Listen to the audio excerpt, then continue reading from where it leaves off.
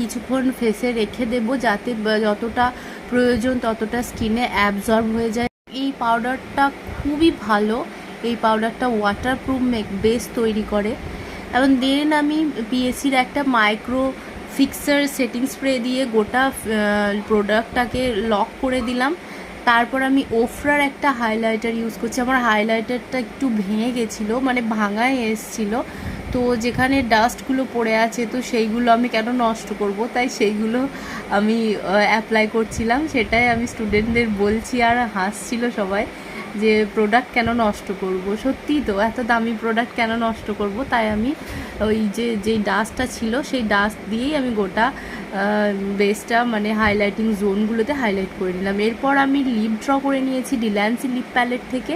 তারপর আমি একটা লাল টিপ পরিয়ে এক কলকা এঁকে নিয়েছি, সুন্দর অ্যাডভান্স কলকা এঁকেছি। কলকা